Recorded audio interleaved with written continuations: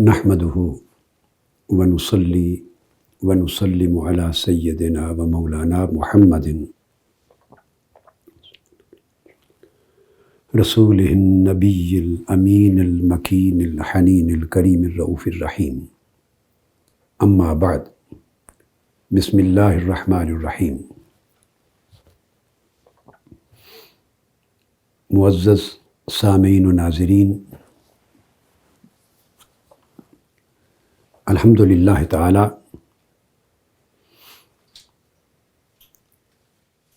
ہم اللہ جل مجدہ کی توفیق سے تصوف اور تعلیمات صوفیہ کے عنوان سے ایک سلسلہ وار گفتگو کر رہے ہیں، اور ہماری گفتگو پچھلی کئی نشستوں سے تاریخ تصوف کے بارے میں مستشرقین کے مفروضات اور ان کے تصورات پر ہو رہی ہے کہ تاریخ تصوف کے باب میں انہوں نے کس نقطہ نظر کو ڈیولپ کیا۔ اس باب میں پچھلی نشستوں میں ہم نے 3-4 صدیوں پر محیط یورپ کا جو لٹریچر تھا تصوف کے بارے میں اس کو ڈسکس کیا، اور تاریخی حوالے سے اس کا جائزہ لیا۔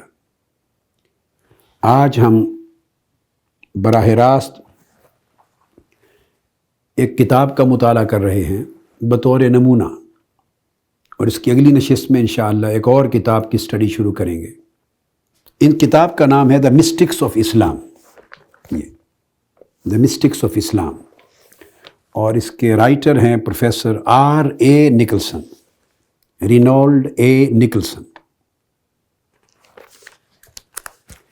پروفیسر نکلسن کا زمانہ 1868 سے 1945 ہے، 1868 سے 1945، اور یہ کتاب ان کی 1914 میں پرنٹ ہوئی، 1914 میں۔ دا مسٹکس آف اسلام کے مطالعہ سے قبل اس پر مجموعی طور پہ جن کتابوں کا ملخص میں آپ کے سامنے اس کتاب کی سٹڈی کے دوران پیش کروں گا یا میرے پیش نظر رہے گا، ان میں بطور خاص گولڈ زہر کی کتاب مسلم سٹڈیز بھی ہے۔ یہ بڑی معروف کتاب ہے گولڈ زہر کی، جو اس نے جرمن زبان میں لکھی تھی، اور اس کو C.R. باربر اور S.M. سٹرن، ان 2 آدمیوں نے انگلش میں ٹرانسلیٹ کیا۔ یہ 2 والیومز پر مشتمل کتاب ہے، مسلم سٹڈیز۔ اس میں وہ اسلامک سائنسز اور اسلامک سٹڈیز کے حوالے سے وہ مجموعی طور پر پورا نقطہ نظر بیان کرتا ہے۔ اس نے ایک تصوف کو ڈیولپ کیا، اور اس کے علاوہ بے شمار دیگر ویسٹرن سکولرز نے، اورینٹلسٹس نے ایک تصور تھا، ایک پورا ایک ویو پوائنٹ ہے، اس کو ڈیولپ کیا۔ یہ ایک اور کتاب ہے مارگریٹ سمتھ کی کتاب، تو انہوں نے لکھی ہے حضرت حارث بن اسد المحاسبی پر، امام حارث بن اسد المحاسبی، اور نام ہے an early mystic of Baghdad. اس کتاب کو پڑھنے کے لیے علامہ اقبال نے بھی کسی کو ریفر کیا تھا، ان کے خطوط میں اس کا حوالہ ملتا ہے۔ انہی کے اس زمانے میں اسی وقت چھپی تھی یہ کتاب۔ تو مارگریٹ سمتھ ہے، اور رائٹرز ہیں بے شمار جن کی تصنیفات ہمارے پیش نظر رہیں گی، مگر بطور نمونہ چونکہ یہ پروفیسر R.A. نکلسن یہ اورینٹلسٹک ہسٹری کے آخری دور کے نامور لوگوں میں سے ہیں جنہوں نے تصوف پہ بہت کام کیا ہے، اور کتابیں ٹرانسلیٹ بھی کی ہیں انہوں نے۔ پروبیبلی داتا گنج بخش علی حجویری کی کشف المحجوب بھی ٹرانسلیٹ کیا ہے انہوں نے، اور اگر مجھے مغالطہ نہیں لگ رہا تو شاید کتاب التعرف یا کتاب اللمع امام ابو نصر السراج الطوسی کی، اس کی ٹرانسلیشن بھی انہوں نے کی ہے۔ تو تصوف پہ نامور آدمی ہیں جنہوں نے کام کیا ویسٹ میں۔ اب انہوں نے جو تھیوریز ڈیولپ کی وہ تھیوریز ماحصل ہیں تمام ان اورینٹلسٹس کا، ان تمام اسکالرز کا، ان تمام ویسٹرن رائٹرز کا جو ان سے قبل ہو چکے تھے۔ لہٰذا ان کی کتاب اور ان کی تھاٹ ایک کمپینڈیم بن جاتا ہے، ایک پورا مجموعہ بن جاتا ہے ساری تھاٹس کا۔ اس لیے میں نے اس تصوف کی مستشرقین کی تاریخ کے آخری 2 اسکالر، نامور اسکالر چنے ہیں جن کی 2 کتابوں کی اسٹڈی کریں گے، ایک نکلسن اور ایک انہی کے شاگرد A.J. آربری۔ ان 2 کو اسٹڈی کریں گے۔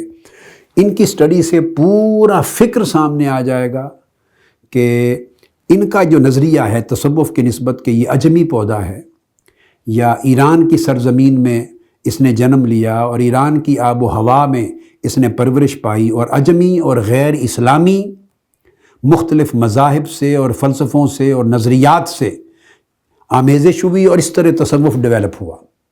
اس نظریے کی صداقت کہاں تک ہے؟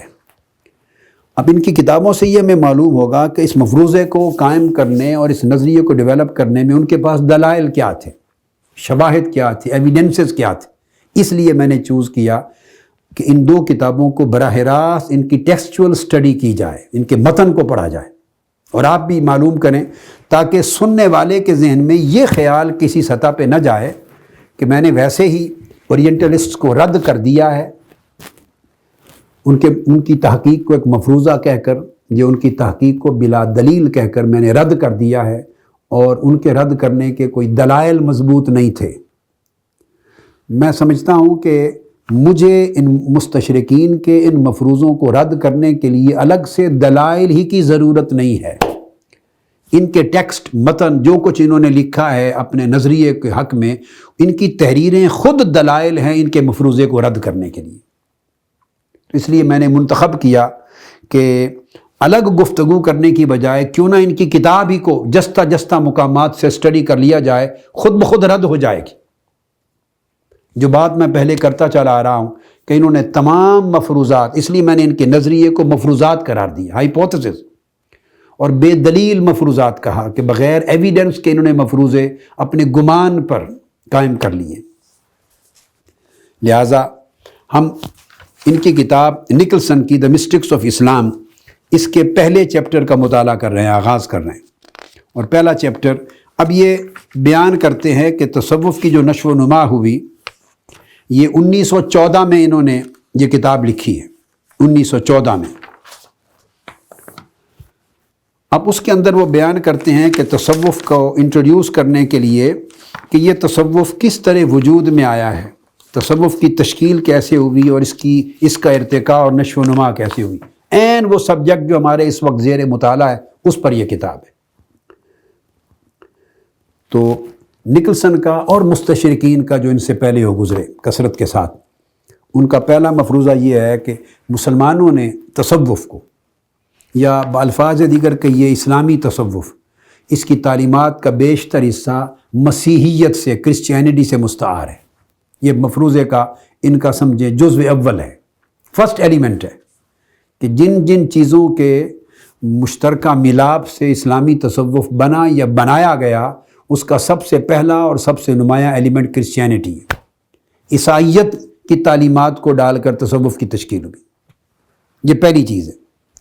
اب اس پر یہ دلیل کیا دیتے ہیں؟ تو پہلا چیپٹر ہی کرسچینٹی کے نام سے قائم کرتے ہیں۔ اب دلیل یہ دیتے ہیں کہ بے شمار many gospel texts and sayings of Jesus are cited in the oldest Sufi biographies۔ وہ دیتے ہیں کہ بے شمار ٹیکسٹ جو انجیل کے اندر تعلیمات ہیں ان کو تصوف کی کتب میں مینشن کیا گیا ہے، اور جیزس یعنی سیدنا عیسیٰ علیہ السلام، مسیح علیہ السلام کی تعلیمات جو مختلف اور سورسز سے ملتی ہیں، جو عیسائی راہب بیان کیا کرتے تھے مسیحی راہبوں کے ہاں، تو وہ تصوف کی کتابوں میں ان کا تذکرہ ملتا ہے۔ وہ کہتے ہیں کہ پہلی دلیل یہ ہے، اس سے اندازہ ہوتا ہے کہ تصوف مسیحیت سے لیا گیا۔ اب وہ کیا تعلیمات ہیں عیسیٰ علیہ السلام کی اور گوسپل یعنی انجیل کی، یا مسیحی راہبوں کی جو عیسیٰ علیہ السلام کی تعلیمات ان کے ذریعے پہنچی، جن کی بنیاد پر ان کو یہ وہم پیدا ہوا کہ تصوف مسیحی تعلیمات سے لیا گیا ہے، تو اس کا سب سے پہلا تو وہ بیان کرتے ہیں صوف، کہ تصوف کا نام ہی، صوفی اور تصوف کا نام صوف کے لفظ سے نکلا ہے۔ یہ نکلسن کی پہلی دلیل۔ We have seen that the woolen dress from which the name Sufi is derived is of Christian origin، کہ یہ جو اونی لباس ہے جو صوفیاء پہنا کرتے تھے اور جس سے صوف کے لفظ سے صوفی اور تصوف کے لفظ کا اشتقاق ہوا، یاد رہے کہ صوف سے تصوف کے 7 مختلف اشتقاقات کے جو نقطہ نظر ہیں ان میں سے ایک ویو یہ بھی ہے۔ میں اس پر تفصیلی گفتگو اوائل کئی لیکچرز میں کر چکا ہوں۔ اسی سیریز میں میں نے گفتگو کی ابتدا بھی اسی سبجیکٹ سے کی تھی کہ لفظ تصوف اور لفظ صوفی کس لفظ سے مشتق ہوا ہے، اخذ اور ڈیرائیو ہوا ہے۔ ان میں سے ایک قول صوف کا بھی ہے۔ یہ کہتے ہیں کہ یہ صوف کا لفظ ہے، اس کا انگلش میں اس کو وولن ڈریس کہتے ہیں، اونی لباس، یہ کرسچن اوریجن کا ہے۔ اب یہ انتہائی ایک عجیب مذہب کا خیز استدلال ہے۔ اب ان کو یہ بات تو نظر میں آئی ہے کہ کرسچن اوریجن ہے اس کی۔ اب قرآن مجید میں جہاں بجا انجیل کے حوالے آئے ہیں، عیسیٰ علیہ السلام پر ہم نے انجیل نازل کی، عیسیٰ پر ہم نے انجیل نازل کی، موسیٰ پہ ہم نے تورات نازل کی،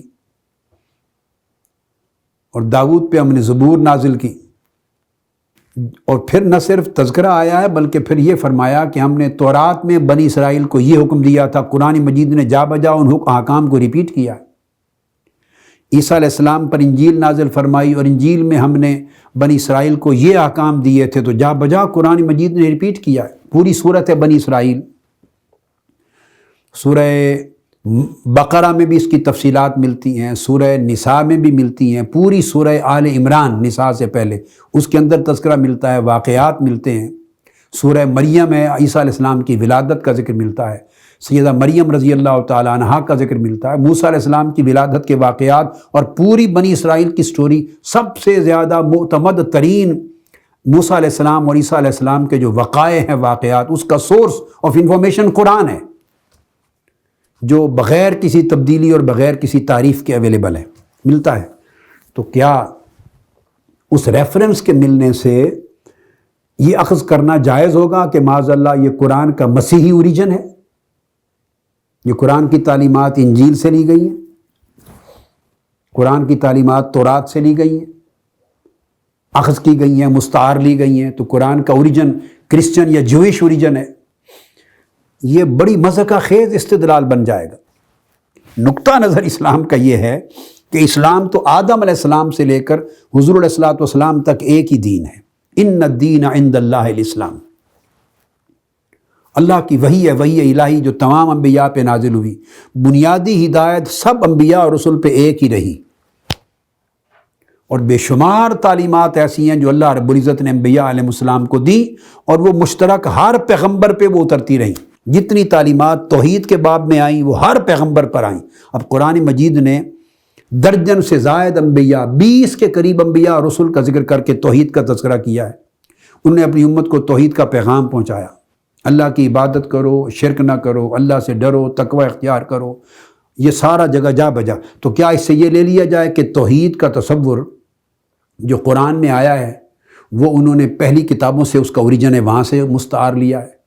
نوح علیہ السلام کے باب میں توحید کا تذکرہ کثیر آیا ہے، ابراہیم علیہ السلام کے باب میں آیا جب نمرود سے بات ہوتی، موسیٰ علیہ السلام کے باب میں آیا جب وہ فرعون سے بات کرتے ہیں، شعیب علیہ السلام کے حوالے سے آیا جب وہ قوم کو توحید کی دعوت دیتے ہیں، صالح علیہ السلام سے آیا ہے، ہود علیہ السلام سے آیا ہے، لوط علیہ السلام کا تذکرہ آیا ہے۔ الغرض موسیٰ علیہ السلام تک، اور پھر آگے صالح علیہ السلام ہیں، پھر آگے زکریا علیہ السلام، یحییٰ علیہ السلام، سیدنا عیسیٰ علیہ السلام تک ہر پیغمبر کے حوالے سے توحید کا ذکر آتا رہا ہے۔ تو بولیے توحید کا اوریجن کس کو بنایا جائے گا؟ اگر آپ کہیں اس کا اوریجن بھی مسیحیت ہے تو اس سے پہلے وہ موسیٰ علیہ السلام کے ہاں بھی ذکر مل چکا توحید کا پیغام، ہر پیغمبر توحید لے کے مبعوث ہوا، تو کوئی کہہ دے گا نہیں جوئش اوریجن ہے۔ اچھا، اب جوئش کو جواب دیں گے بھائی موسیٰ علیہ السلام سے شروع ہوئی جوڈائزم، یہودی مذہب تو موسیٰ علیہ السلام سے شروع ہوا، تو موسیٰ علیہ السلام سے ہزارہ سال پہلے ہر پیغمبر کے باب میں توحید کا ذکر آیا ہے، تو پھر اس کی اوریجن جوئش اوریجن تو نہ ہوئی؟ جتنے پیغمبر میں نے پہلے گنے، ہود علیہ السلام اور لوط علیہ السلام اور ابراہیم علیہ السلام، پھر یعقوب علیہ السلام، پھر اسحاق علیہ السلام، پھر یوسف علیہ السلام. یوسف علیہ السلام جیل میں توحید کا درس دے رہے ہیں سب لوگوں کو، تو وہ موسیٰ علیہ السلام سے سینکڑوں ہزاروں سال پہلے تھے. تو پھر تو یہودی اوریجن بھی نہ رہی، وہ کہہ دیں کہ موسوی اوریجن ہے، کوئی کہے گا ابراہیمی اوریجن ہے. تو ہم یہ جواب یہ دیں گے، بھائی آدم علیہ السلام سے لے کر حضور علیہ السلام تک ہر ایک کو پیغام توحید دے کر بھیجا گیا، اس طرح ہر ایک کو پیغام رسالت دے کر بھیجا گیا. تو کوئی کہہ دے رسالت بھی اس اوریجن سے چیز لی گئی ہے قرآن میں، وہ بھی قرآن کا اپنا آئیڈیا نہیں. ہر ایک نے آخرت کی بات کی، اللہ کے سامنے جواب دہی کی بات کی. کوئی کہہ دے گا آخرت کا عقیدہ بھی پیچھے سے لیا گیا، قرآن کا اپنا نہیں. سچ بولو، کم نہ تولو، نیکی کرو، ظلم نہ کرو، بدکاری نہ کرو، اخلاقی طہارت اور پاکیزگی رکھو، یہ ساری تعلیمات کامن دی گئی ہیں. احسان کرو، بھلائی کرو دوسروں پر. تو اسی طرح کے یہ معمولات میں نے مینشن کیے تھے میرے اس پہلے لیکچرز کو اگر آپ سنیں، کہ اونی لباس خود حضور علیہ السلام کی سنت ہے، صوفیاء کرام نے وہاں سے لیا. اور اس میں نے مینشن کیا تھا، حدیث نبوی میں آیا ہے کہ کم و بیش ہر پیغمبر نے اونی لباس پہنا. اب یہ نکلسن کو یہ مسیحی اوریجن تو نظر آیا ہے، مسیحی اوریجن تو نظر آیا ہے، تو اس کو موسوی اوریجن نظر کیوں نہیں آیا؟ کہ موسیٰ علیہ السلام جب طور پر تھے، جب اللہ سے ہم کلام ہوئے، اس وقت بھی آپ نے صوف کا لباس پہنا ہوا تھا، اونی لباس پہنا ہوا تھا. تو وہ پھر ہسٹری ختم ہو گئی کہ اس کو کہنا یہ کرسچن اوریجن ہے، یہ ٹوٹلی ریجیکٹ ہو گئی بات. وہ تو عیسیٰ علیہ السلام سے بہت 1000 سال قبل، 1500 سال قبل موسیٰ علیہ السلام کا زمانہ ہے، اور وہ کوہ طور پر جب تھے تو اونی لباس کے ساتھ اللہ سے ہم کلام ہو رہے تھے، ان کا پیریڈ آ گیا. پھر احادیث نبوی سے ثابت ہے کہ ہر پیغمبر نے اونی لباس پہنا ہے، ان سے پہلے پیغمبروں نے بھی اونی لباس پہنے ہیں. سو حضور علیہ السلام نے اسی انبیاء کی مسلسل سنت کے تسلسل میں اونی لباس پہنا ہے، اور کثیر صحابہ کرام نے پہنا ہے. 70 صحابہ بدری تھے جو اونی لباس پہنتے تھے، اور تابعین نے پہنا. اب دیکھیے ان کو یہ ساری ہسٹری نظر نہیں آئی ہے، اس کو ایک کرسچن اوریجن نظر آیا ہے، اور عیسیٰ علیہ السلام سے ہزارہ سال پہلے انبیاء علیہ السلام باقی جو انہیں لباس پہنتے رہے وہ بھی نظر نہیں آیا. اور پھر صرف ایک سملیرٹی مل گئی تو اس کو کہہ دیا چونکہ یہ کرسچن اوریجن ہے، عیسیٰ علیہ السلام نے بھی پہنا ہے بشمول دیگر انبیاء علیہ السلام کے. تو اس کو انہوں نے صوف کی اس مناسبت سے بنا دیا کہ شاید تصوف وہاں سے لیا گیا ہے. اور پھر اس کے بعد اگلی بات جو کرتے ہیں وہ عیسیٰ علیہ السلام کے کئی اقوال کوٹ کرتے ہیں، ان کا ذکر آگے آ جائے گا. ان کی تعلیمات ہیں، وہ تعلیمات کیا ہیں؟ اس میں اس مسیحی راہبوں کا بھی ذکر دیتے ہیں، اور وہ کہتے ہیں کہ اس میں خاموشی کی پریفرنس بیان کی گئی ہے تعلیمات میں. تو تصوف میں اور صوفیاء کے ہاں خاموشی اور صمت اور سائلنس اس کو ترجیح دی جاتی ہے، یہ بھی کرسچن اوریجن ہے. اب خاموشی کی فضیلت آقا علیہ السلام نے بیان کی، اور ایک عیسیٰ علیہ السلام نے نہیں، سینکڑوں انبیاء علیہ السلام جن کے اقوال منقول ہیں ہم تک پہنچے ہیں، ان کے اقوال سے بھی خاموشی کی فضیلت کا تذکرہ آیا ہے. تو اس کا اوریجن ایک پیغمبر کا نہیں ہے، تو سب انبیاء کے ہاں ایک کامن اسپریچول موریلٹی کا حصہ ہے کم بولنا، خاموشی. پھر وہ کہتے ہیں کہ ذکر، تصوف میں ذکر کو بڑی اہمیت دی جاتی ہے، سائلنس اور پھر ذکر، اللہ رب العزت کی ریممبرنس، اس کا ریکولیکشن، اس کو مینشن کرنا بار بار، اس کا ذکر کرنا. تو یہ تصوف میں اجاگر ہے. اور کہتے ہیں ذکر جو ہے یہ بھی مسیحی اوریجن کا ہے، عیسیٰ علیہ السلام نے تعلیم دی ہے ذکر کی. تو اب اندازہ کر لیں کس پیغمبر نے اللہ کے ذکر کی تعلیم نہیں دی، اور قرآن میں کتنا زور ہے ذکر پر، سینکڑوں آیات ہیں قرآن مجید میں. پھر وہ کہتے ہیں زہد پر، دنیا سے بے رغبتی اور آخرت کی طرف رجوع، اس پر زور دیتے ہیں تصوف والے اور صوفیاء. اور یہ بھی عیسیٰ علیہ السلام کی تعلیمات، اس کو بھی مسیح اوریجن بنا دی. آپ دیکھیے کتنی کامن چیزیں ہیں جو ہر پیغمبر کی تعلیمات کا حصہ رہیں. نہ صرف پیغمبر، یاد رکھ لیجیے ہر مذہب جس کے اندر روحانی عناصر تھے، ہر مذہب جس کی تعلیمات میں اسپریچول ایلیمنٹس تھے، یہ اسپریچویلٹی تھی، کوئی بھی مذہب ہو اس کے اندر یہ ساری تعلیمات کامن رہی ہیں پوری دنیا میں. تو جہاں جہاں یہ تعلیمات ملتی ہیں انہوں نے اس کو اسلامی تصوف کا اوریجن بناتے چلے گئے ہیں۔ یہ ہندو مت میں بھی ملتی ہیں، بدھ مت میں بھی ملتی ہیں، تو ان کو بھی اوریجن بنا دیا اسلامی تصوف کا۔ اور اس کو اس وقت بھول گئے کہ بدھ مت جن سے اوریجن بنا رہے ہیں، مہاتما بدھ تو عیسیٰ علیہ السلام سے چند 100 سال پہلے ہوئے، اور یہ تعلیمات تو ان سے بھی ہزارہ سال پہلے ہر پیغمبر کی تعلیمات میں ملتی ہیں، اور یہ آسمانی ہدایت کا حصہ ہے، اس روحانی شعور کا حصہ ہے جو بلا تفریق و امتیاز ہر علاقے میں، ہر طبقے میں، ہر نسل میں اور تاریخ کے ہر دور میں انسانیت میں پھیلتا چلا گیا ہے۔ پھر دلچسپ بات آگے وہ کہتے ہیں کہ محبت الہی کا ذکر تصوف میں بہت ملتا ہے، ڈیوائن لو کا، اور وہ کہتے ہیں کہ یہ لو کا تصور یہ بھی عیسیٰ علیہ السلام کی تعلیم ہے۔ اب بھول گئے، اس پر ہم آئیں گے آگے چل کے، میں اس کو انشاءاللہ میں اسٹڈی کراؤں گا کہ قرآن میں کیا کیا ذکر ہے، کتنا، خاص طور پہ آگے چل کے انہوں نے پن پوائنٹ کیا ہے آگے اور ریفرنسز کے حوالے سے چند چیزوں کو، اس کے اوپر میں اسٹڈی قرآنک کروا دوں گا۔ عام آدمی جانتا ہے کہ قرآن اور حدیث میں محبت پر کتنا زور دیا گیا۔ ایمان کی اصل محبت ہے، محبت الہی ہے، ایمان کی روح محبت الہی ہے، مومن کا کمال محبت الہی ہے، اللہ سے محبت، رسول سے محبت، اہل بیت سے محبت، صحابہ سے محبت، اولیاء سے محبت، مخلوق سے محبت، یہ محبت کا پورا تصور اسلام ہے۔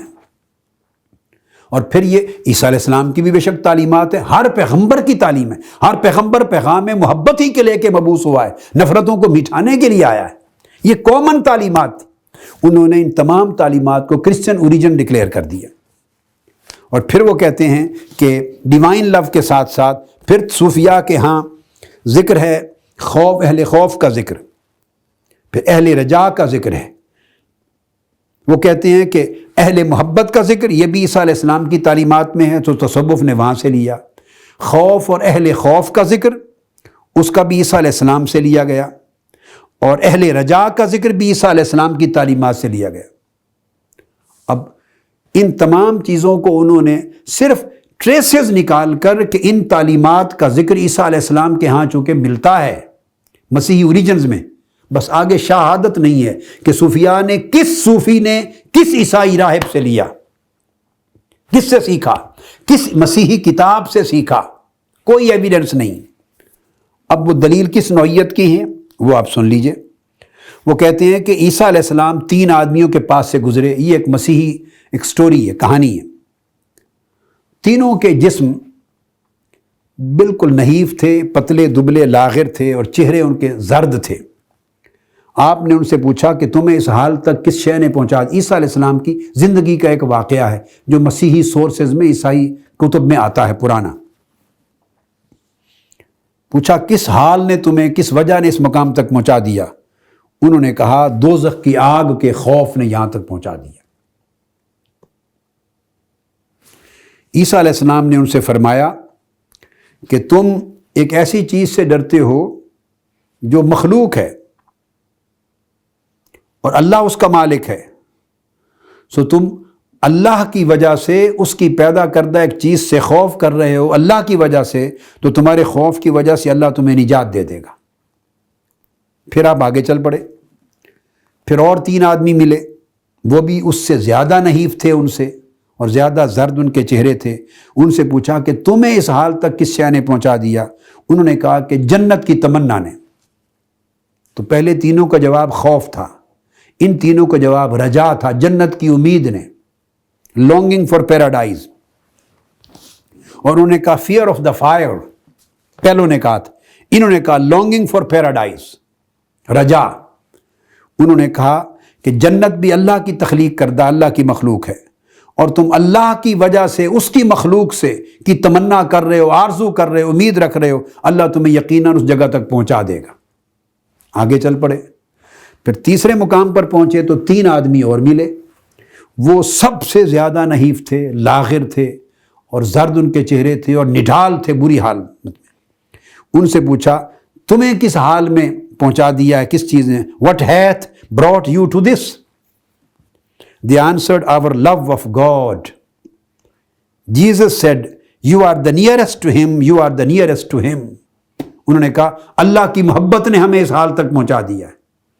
عیسیٰ علیہ السلام نے فرمایا تم اللہ کے سب سے زیادہ قریب ہو، اللہ کے سب سے زیادہ قریب ہو۔ بس یہ ایک واقعہ نکلسن نے کوٹ کر کے بطور دلیل کوٹ کر دی۔ اب آگے اس کا ربط نہیں ہے، نہ یہ واقعہ کسی صوفی نے عیسائی راہب سے روایت کیا ہے، نہ کسی سند کے ساتھ یا بلا سند کسی رابطے کے نتیجے میں تصوف میں اس واقعے کو کوٹ کیا کہ کسی سے نے جا کے سیکھا ہو اور لیا ہو۔ یہ گوسپل کی تعلیمات کا ایک واقعہ ہے۔ اب یہاں سے انہوں نے ٹریس یہ کیا، دلیل یہ بنائی کہ چونکہ یہاں تعلیمات میں خوف کا ذکر بھی آیا ہے، پھر رجا امید کا ذکر بھی آیا ہے، اور محبت کا ذکر بھی آیا ہے، اور یہ تینوں چیزوں صوفیاء کے ہاں پائی جاتی ہیں، لہٰذا معلوم ہوا کہ شاید صوفیاء نے تصوف کے ان تینوں تصورات کو مسیحی تعلیمات سے لیا ہے۔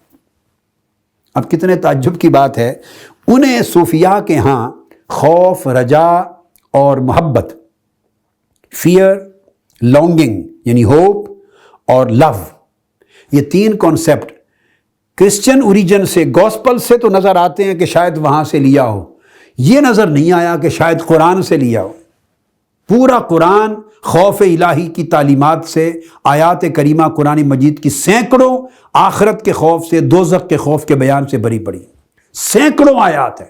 یہ تو ایک واقعہ ہے، وہاں سینکڑوں واقعات اور سینکڑوں تذکرے ہیں قرآن مجید کے، جہاں آخرت میں اور جہنم کی عذاب سے ڈر سنایا گیا ہے۔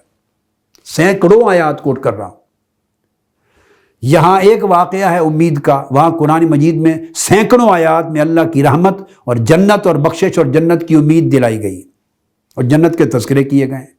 یہاں ایک بات ہے محبت کا، ایک واقعہ ہے، وہاں پورے قرآن مجید میں جا بجا اللہ کی محبت اور اس کے رسول کی محبت کی تعلیم دی گئی۔ میں انہیں بعد میں کوٹ کروں گا ریفرنس میں آگے چل کر۔ تو سوال یہ پیدا ہوتا ہے کہ ایک نیئرسٹ سورس موجود ہو، صوفیاء کا دور اگر دوسری صدی سے لے لیں یا تیسری صدی سے لے لیں، صوفیاء کرام نے محبت پہ لکھنا شروع کر دیا تھا، پہلی صدی میں ہی لکھا گیا، دوسری صدی میں لکھا گیا، تیسری ہر دور میں لکھا گیا۔ جتنی پہلی دوسری صدی کے زہاد تھے وہ سب خوف پر بیان کرتے تھے، زہد کی تمام کتب خوف پہ لکھی جاتی تھی۔ میں آگے ان کی طرف آ جاؤں گا۔ حضرت وکیع بن الجراح نے جو 3 جلدوں پر مشتمل کتاب الزہد لکھی، بری پڑی ہے خوف کی روایات اور حدیث اور آثار اور تذکرے سے۔ امام احمد بن حنبل کی کتاب الزہد بری پڑی ہے خوف کے تذکرے سے۔ سیدنا امام سفیان ثوری کی کتاب بری پڑی ہے اس کے خوف کے تذکرے سے۔ امام عبداللہ بن مبارک کی کتاب الزہد بری پڑی ہے خوف کے تذکرے سے۔ امام معافی بن عمران کی کتاب الزہد بری پڑی ہے خوف کے تذکرے سے۔ یہ وہ لوگ ہیں جو پہلی صدی ہجری کے اواخر میں ہوئے اور دوسری صدی کا اوائل زمانہ پایا، فرسٹ سینچری، جو براہ راست تابعین اور اتباع التابعین ہیں۔ تو سوال یہ ہے کہ ان سے جو نیئرسٹ پیریڈ ہے صوفیاء کا، قریب ترین زمانہ، یہ یوں کیوں نہیں سوچا، اس اینگل سے کیوں نہیں سوچا گیا کہ انہوں نے اپنے تابعین اور اتباع التابعین سے لیا، ان کی کتابوں سے لیا ہے، جو حقیقت ہے، کیونکہ تصوف انہی کتابوں سے وجود میں آیا ہے۔ یوں کیوں نہیں سوچا گیا صحابہ کرام کے اقوال، آگے تذکرہ آئے گا سیدنا صدیق اکبر کا، خوف الہی کے تذکرے آئے ہیں، سیدنا فاروق اعظم کے 3 دن خوف الہی سے خوف، اور دوزخ کا ذکر آتا تو بے ہوش ہو کے گر پڑتے، 3 دن بستر پہ رہتے، لوگ عیادت کو آتے۔ سیدنا عثمان غنی قبر کے قریب سے گزرتے، آخرت اور جہنم کے خوف کا تصور کر کے زار و قطار وہیں بیٹھ کے رونے لگ جاتے۔ سیدنا علی شیر خدا، دیگر صحابہ کرام۔ تو سوال یہ ہے کہ صحابہ کرام کے احوال کی طرف منسوب کیوں نہیں کیا، خود آقا علیہ السلام کی طرف منسوب کیوں نہیں کیا، جن کی سینکڑوں ہزاروں احادیث خوف کے ذکر پر ہیں، رجا کے ذکر پر ہیں، محبت کے ذکر پر ہیں۔ احادیث مبارکہ کا اور سنت نبوی کا لٹریچر ہزارہا ریفرنسز سے بھرا پڑا ہے۔ تو جو نیئرسٹ پاسبل جو سورس بنتا ہو وہاں سے لینے کا امکان زیادہ ہوتا ہے کہ صدیوں پہلے جو مذہب گزر چکا ہے ان تعلیمات سے لینے کا امکان زیادہ نظر آئے گا۔ جب آدمی ایک ریسرچر، ایک نیوٹرل مائنڈ کے ساتھ، دیانتداری کے ساتھ ریسرچ کرتا ہے تو بالکل جو سب سے قریب ترین ماخذ نظر آتا ہے آدمی اس طرف جاتا ہے۔ تو یہ تعلیمات بھی اگر عیسیٰ علیہ السلام کی حیات مبارکہ میں 1 یا 2 واقعات آپ بھلے 10 بھی کوٹ کر دیں، بے شک جائز اور درست ہیں، اگر ان کے ہاں ملتے ہیں تو ہزارہ واقعات اور تعلیمات اور اقوال اور احکام اور آثار، یہ سارے آقا علیہ السلام سے لے کے صوفیات تک پورا دور انہی تعلیمات سے بھرا پڑا ہے۔ تو کیوں نہ ان کا اوریجن وہ بنایا جائے، قرآن کو اور سنت کو اور آثار صحابہ کو اور آثار تابعین کو۔ عجیب سی استدلال ہے۔ میں کہا بھئی یہ چونکہ ان کا ایک واقعہ ہے، اور صوفیاء اب صرف صوفیاء تھوڑی بات کرتے ہیں خوف کی تو بات بھئی قرآن نے کی ہے، صوفیاء نے قرآن سے لیا ہے خوف الہی کا مضمون۔ صوفیاء تھوڑی صرف بات کرتے ہیں رجا کی بات تو قرآن اور حدیث نبوی نے کی ہے۔ ہماری حدیث نبوی کی ہر کتاب جس کو اٹھائیں اس میں کتاب الزہد ملتی ہے، بخاری اٹھا لیں، مسلم، ابو داؤد، ترمذی، نسائی، ابن ماجہ، مصنفات اٹھا لیں، ابن ابی شیبہ کی اٹھا لیں، امام مالک کی کتابیں اٹھا لیں، امام احمد بن حنبل کی مسند اٹھا لیں، الغرض جتنی کتب حدیث کی اس سے پہلے یا بعد کی اٹھائیں، ہر کتاب کے اندر جو جامع کتاب ہے اس میں کتاب الزہد ملتی، اور ہر ایک کتاب الزہد کے چیپٹر اور باب کے اندر سینکڑوں احادیث خوف الہی پر ملتی ہیں، محبت الہی پر پھر ملتی ہیں، اخلاق میں پھر رجا پر ملتی ہیں۔ ہماری ہر کتاب بھری پڑی چیپٹرز انہی عنوانات کے ساتھ ہیں۔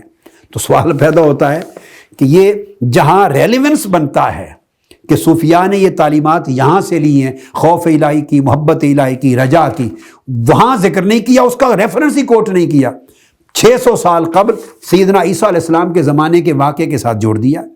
اس طرح کی تحقیق ہے یہ، اسی طرح خاموشی ہے۔ احادیث کے ساتھ بھری پڑی ہیں کتب، ہم ان پر آئیں گے۔ ذکر ہے، یا ایھا الذین آمنوا اذکروا اللہ ذکرا کثیرا، جا بجا ذکر کا حکم دیا، جا بجا قرآن میں وَاذْكُرِ اسْمَ رَبِّكَ وَتَبَتَّلْ إِلَيْهِ تَبْتِيلًا۔ قرآن مجید میں سینکڑوں آیات ہیں ذکر پر۔ تو اب ذکر کی تعلیم اگر سیدنا عیسیٰ علیہ السلام نے دی تو صوفیاء اولاً سیدنا خاتم الانبیاء علیہ الصلوۃ والسلام کو ماننے والے ہیں۔ بے شک عیسیٰ علیہ السلام پر اور ہر پیغمبر پر ایمان ہے، مگر اس امت کے نبی اور رسول تو آقا علیہ السلام ہیں، اور ان پر اترنے والی کتاب کا نام قرآن ہے۔ جب قرآن اول سے آخر تک ذکر الہی کے حکم سے مامور ہے، اور ہزارہ احادیث اللہ کے ذکر کی تعلیم دینے والی ہیں کہ ملائکہ اترتے ہیں زمین پر، گلی گلی کوچا کوچا چکر لگاتے ہیں اور تلاش کرتے ہیں مجالس الذکر کو اور حلقات ذکر کو، جہاں حلقہ ذکر نظر آتا ہے فرشتے بیٹھ جاتے ہیں۔ بخاری مسلم میں ہے۔ تو اس پہ ہزارہ حدیث ہیں، ایک دو ہوتی تو میں کوٹ بھی کرتا، یہ کوئی چھپی اور ڈھکی بات نہیں ہے۔ تو یہ ساری تعلیمات اس طریقے سے انہوں نے کوٹ کر دی، ریفرنسز کہ ان کے ہاں تھیں، سو صوفیاء نے لگتا ہے کہ ان سے لی ہوں گی۔ اب آگے نیکسٹ پیج پر ایک اور ریفرنس دیتے ہیں کہ ایک شامی صوفی، ان کا نام لیتے ہیں، وہ حضرت شیخ احمد بن الحواری۔ اب وہ کہتے ہیں، یہ نکلسن کہتے ہیں کہ وہ ایک کرسچن ہرمٹ سے، کرسچن راہب سے ملے سفر میں، چونکہ شام کے رہنے والے تھے، تو آپ کو معلوم ہے ان ملکوں میں سارے مذاہب موجود تھے۔ تو راہب سے ملاقات ہوئی تو آپ نے کوٹ کیا، ان سے پوچھا، جب راہب سے کہ پوچھا کہ آپ کے ہاں آپ کی مذہبی کتابوں میں سب سے زیادہ مضبوط حکم کیا ہے جس پر بہت تاکید اور بہت تلقین کی گئی ہو؟ تو راہب نے جواب دیا، We find none stronger than this: love your creator with all your power and might. یعنی اللہ سے بے پناہ محبت کرنے سے بڑھ کر کسی حکم کی اور زیادہ سخت تاکید نہیں آئی۔ کامن سی بات ہے، اس میں کوئی شک نہیں۔ ان کی کتابوں میں اللہ کی آسمانی وحی اتری ہے، ہر شے تو نہیں نہ بدل گئی۔ تورات سے، انجیل سے اور بائبل کی کتب سے انہوں نے کہا ہماری کتب میں سب سے اہم حکم یہ آیا ہے۔ اب اس کو کمپیئر کر رہے ہیں نکلسن، وہ کہتے ہیں کہ اسی طرح جیسے احمد بن الحواری نے ایک مسیحی راہب سے پوچھا تو اس نے یہ کہا کہ ہمارے ہاں سب سے اہم حکم محبت کا ہے۔ اب وہ کہتے ہیں ایک اور مقام پر ریفرنس آیا ہے کہ ایک راہب کسی مسلم صوفی سے ملا، مسیحی راہب ایک مسلم صوفی سے ملا، اور اس نے پوچھا کہ ایک شخص اپنی اللہ کے ساتھ جو بندگی ہے اور وفا ہے اس کو محفوظ کرنے کا بہترین طریقہ کیا ہے، اور وہ کون شخص ہے جو سب سے زیادہ اللہ کے ساتھ اپنی وفا اور بندگی کے تعلق کو نبھاتا ہے، اور یہ صورت کب پیدا ہوتی ہے؟ یہ پوچھا اس راہب نے صوفی سے، ایک مسلم صوفی سے، انہوں نے جواب دیا when love takes possession of his heart was the reply. جب دل اللہ کی محبت جب دل پر قبضہ کر لیتی ہے اور اس وقت اس کی خوشی، اس کا غم، سب کچھ اللہ کی وفا کے ساتھ متعلق ہو جاتا ہے. یہ وہ مقام ہوتا ہے جب وہ آدمی اللہ کی بندگی اور اس کے ساتھ تعلق کی وفا کو کمال پر پہنچاتا ہے، جب اللہ کی محبت اس کے دل پر قبضہ کر لے، یعنی کسی غیر کے خیال کو سمانے نہ دے. اب اس نے یہ دو واقعات الگ ہیں، دو کا آپس میں کوئی جوڑ نہیں ہے. پہلا کسی شیخ احمد بن الحواری نے مسیح راہب سے پوچھا ہے سفر میں، انہوں نے بیان کیا کہ ہماری کتب میں سب سے اہم حکم جو ہے اللہ کی محبت کا تھا. دوسرا سوال کسی اور موقع پر کسی اور راہب نے کسی اور صوفی سے کیا ہے، تو اس صوفی نے بھی کہا کہ ہمارے ہاں بندے کی بندگی کو کمال تب ملتا ہے جب اللہ کی محبت اس کے دل پر قبضہ کر لے. اب یہ دو الگ واقعات کوٹ کر کے وہ کہتے ہیں کہ آپ نے دیکھا کہ کتنی اہمیت مسیحیت میں بھی محبت کی اہمیت یہ تھی، اور مسلم تصوف میں، اسلامی تصوف میں بھی محبت کی اتنی اہمیت ہے.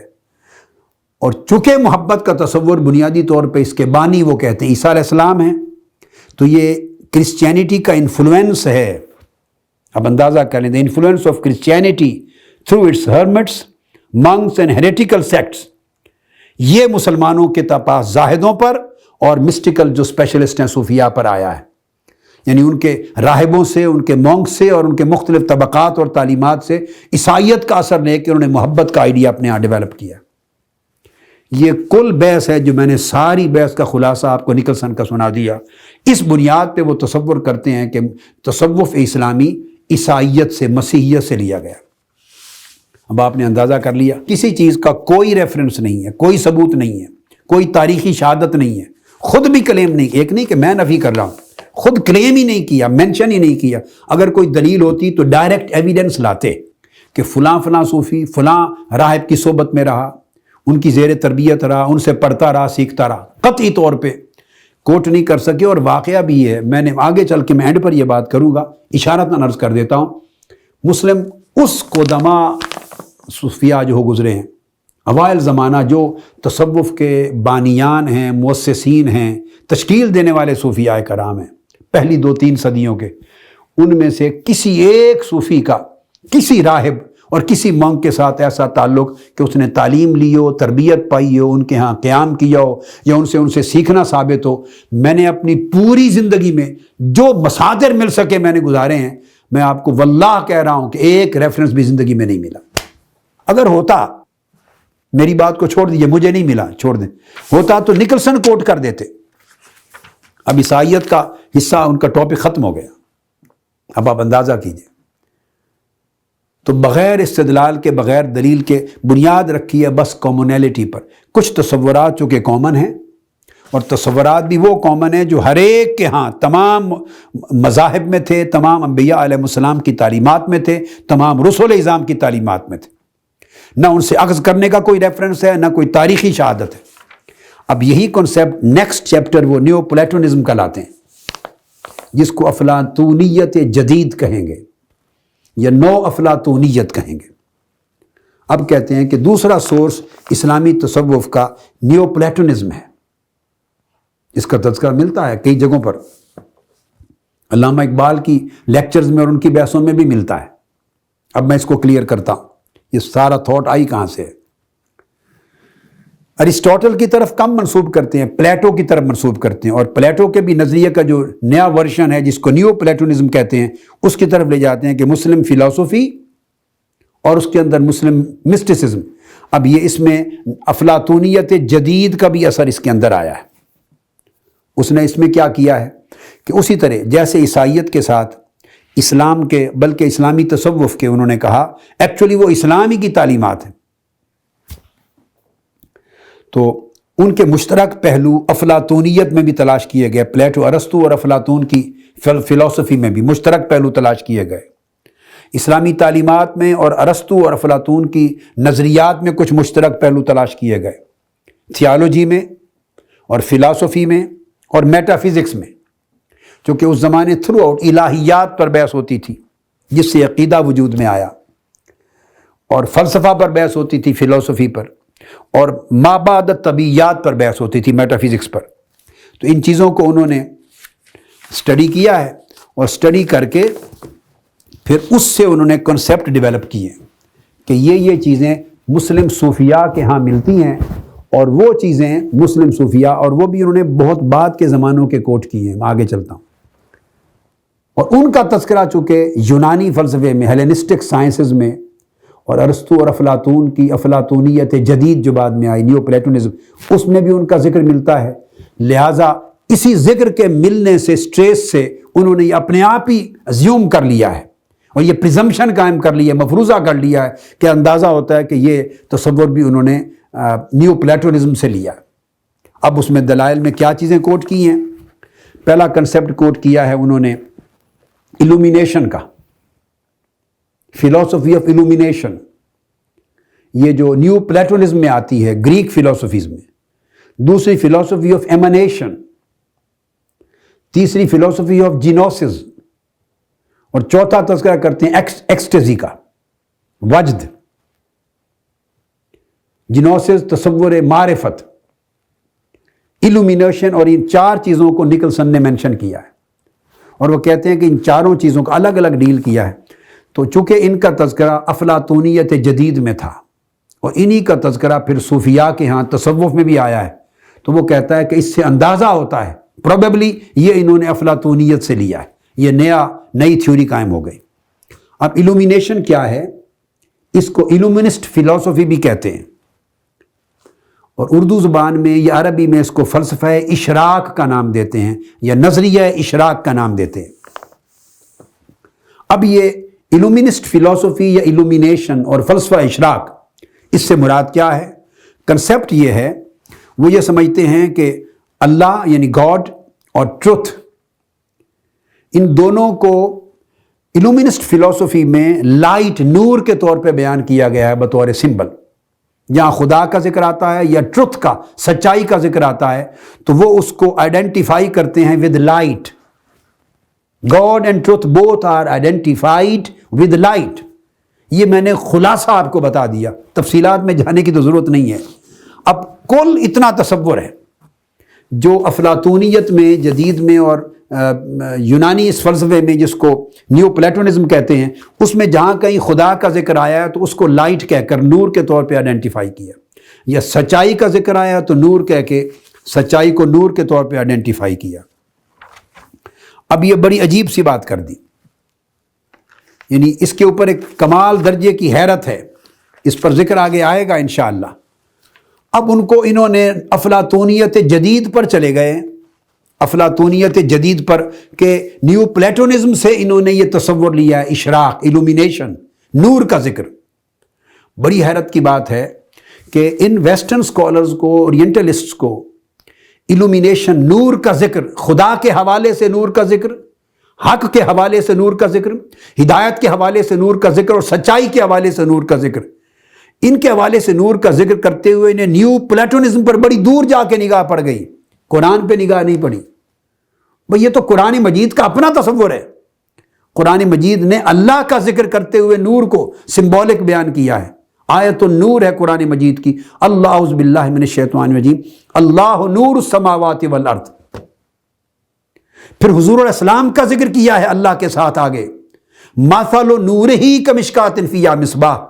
تمام مفسرین کا اجماع ہے، ائمہ کا، عبداللہ ابن عباس سمیت، کہ مثل نورہ سے مراد حضور نبی اکرم صلی اللہ علیہ وسلم کی نبوت اور رسالت ہے، ان کا نور ہے، اس سے مراد حضور علیہ السلام کا نور ہے۔ تو دیکھیے اللہ کا ذکر بھی نور کے ریفرنس سے کیا ہے، حضور علیہ السلام کا ذکر بھی نور کے ریفرنس سے کیا ہے۔ نور علی نور، ایلومینیشن کی، ایلومینسٹ تھیوری کی طرف منسوب کرنا، نیو پلیٹونزم کی طرف، یہ تو بعید کی بات ہے۔ خود قرآن کتنا ایمفسائز کرتا ہے تصور نور پر، خود اللہ کے تناظر میں، نور علی نور۔ پھر المائدہ میں خود حضور علیہ السلام کو نور کہہ کر قرآن مجید نے آئیڈینٹیفائی کیا ہے، فرمایا قد جاءکم من اللہ نور و کتاب مبین۔ اللہ نے اپنی ذات کے لیے کہ اللہ نور ہے آسمانوں اور زمینوں کی ساری کائنات کا، یا زمین و آسمان کو منور فرمانے والا ہے، روشن اور نور سے روشن فرمانے والا ہے، اور نور پر نور ہے، حضور علیہ السلام کو نور بیان کر کے۔ پھر فرمایا تمہارے پاس بے شک اللہ کی طرف سے ایک نور آ گیا اور ایک کتاب روشن. کتاب روشن سے مراد قرآن ہے اور نور سے مراد حضور نبی اکرم صلی اللہ علیہ وآلہ وسلم ہے.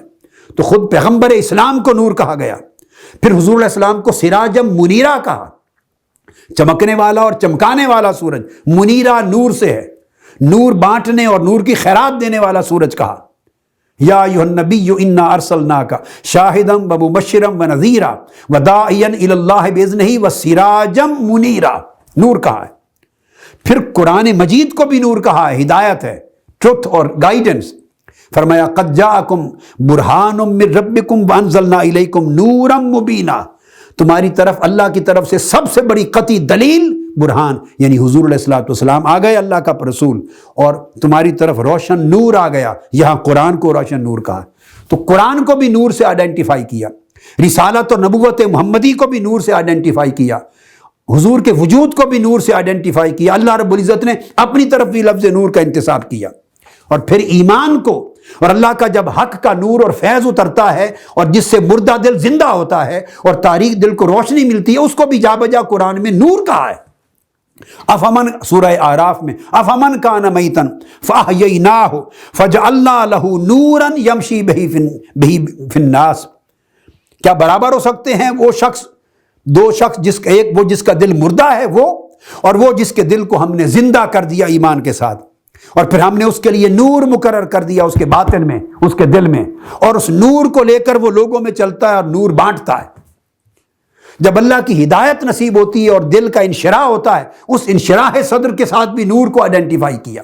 قرآن مجید نے کہا افمن شرح اللہ صدرہ للاسلام فہو علی نور من ربہ، جس کا سینہ اللہ اسلام کے لیے کھول دیتا ہے ہدایت کے لیے تو وہ اللہ کی طرف سے نور پر ہوتا ہے. تو قرآن مجید میں آپ نے دیکھا کہ جا بجا، پھر کہیں مثل نورہ کمشکات فیہا مصباح، اس کے نور کی مثال چراغدان کی ہے جس کے اندر چراغ جل رہا ہو. تو قرآن مجید کی طرف دھیان نہیں جاتا. نیو پلیٹورزم کی تکلیف ضرور کرنی تھی کہ یہ نیو پلیٹورزم سے نور کا تصور، یہ کون سی چیز تھی جو گھڑ لی انہوں نے. اور کامن سینس کی بات ہے، آپ ہندو کتب کو، فلسفے کو دیکھیں، وہ بھی جب خدا کی بات کریں گے، آسمانی ہدایت کی بات کریں گے، محبت کی بات کریں گے، حق کی بات کریں گے، وہ بھی نور سے آئیڈینٹیفائی کریں گے. دنیا کا کوئی مذہب ہو، کوئی کتاب ہو، کوئی فلسفہ ہو، نور ایک چیز ایسی ہے جو تاریکی کا مد مقابل ہے، روشنی. تو جب بھی کسی خیر کی بات کریں گے تو نور کا لفظ آئے گا، خیر کو پیدا کرنے والے کی بات ہوگی، نور کا لفظ آئے گا. ایمان، کسی مذہب میں جو بھی تصور وہ کیا جائے، ایمان کی بات ہوگی، فیتھ کا نور کا لفظ آئے گا. گڈ موریلٹی کی بات ہوگی، نور کا لفظ آئے گا. تو یہ عجیب سی بات کر دی کہ یہ چونکہ نیو پلیٹونزم میں خدا کو اور سچائی کو نور سے آئیڈینٹیفائی کیا جاتا ہے، اس سے ایلومینیٹ ہونے کا تصور لیا ہے، تو لگتا ہے کہ تصوف نے وہاں سے لیا ہے. یعنی میں اس پر میں نے تجزیہ کر دیا ہے، کمنٹ کرنے کو جی نہیں کر رہا کہ میں کیا کمنٹ کروں. یہ میں نے آج ایک بات کی ہے اور اسی موضوع کو انشاءاللہ ہم جاری رکھیں گے. فلاسفی آف ایمنیشن بھی لیں گے، پھر جینوسس کو بھی لیں گے، ایکسٹیزی کے بھی، جو چاروں چیزوں کو نکلسن نے بیان کیا، چاروں کو لیں گے اور ثابت یہ کرنے کی کوشش کریں گے ہم انشاءاللہ کہ یہ جو چیزیں بغیر دلیل کے، بغیر شہادت کے، بغیر تاریخی ثبوت کے انہوں نے ایسے ہی مینشن کر دی ہیں، صرف اس کمزور سے مفروضے کی بنیاد پر کہ جو چیزیں صوفیاء کے ہاں تصوف میں ہیں وہ چونکہ عیسائیت میں بھی تھیں، ان میں سے کچھ چیزیں چونکہ نیو پلیٹونزم میں بھی تھیں، ان میں کچھ چیزیں چونکہ ہندو فلسفے ویدانت میں بھی تھیں، ان میں کچھ چیزیں بدھ مت میں بھی نظر آتی ہیں. لہٰذا جہاں جہاں ان کی کوئی کامن ٹریس کسی بھی شکل میں نظر آتی ہے، اس کو تصوف اسلامی کا مصدر اور منبع بناتے چلے گئے ہیں، اوریجن بناتے چلے گئے ہیں کہ یہ چیز تصوف نے وہاں سے لی، یہ وہاں سے لی.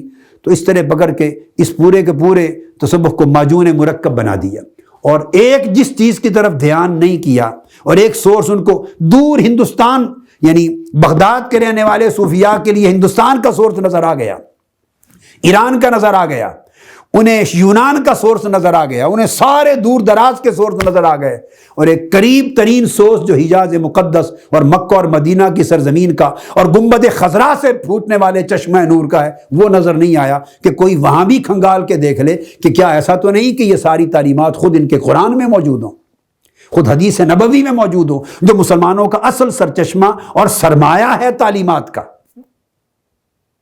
اس طرف دھیان نہیں کیا. تو یہ میں نے آج گفتگو یہاں پہ ختم کی ہے. آئندہ گفتگو انشاءاللہ اسی تصور کو آگے ہم لے کے ڈسکس کرتے ہوئے کریں گے. وما علینا الا البلاغ. شیخ الاسلام ڈاکٹر محمد طاہر القادری کے آفیشیل یوٹیوب چینل کو سبسکرائب کریں اور بیل آئیکن کلک کریں.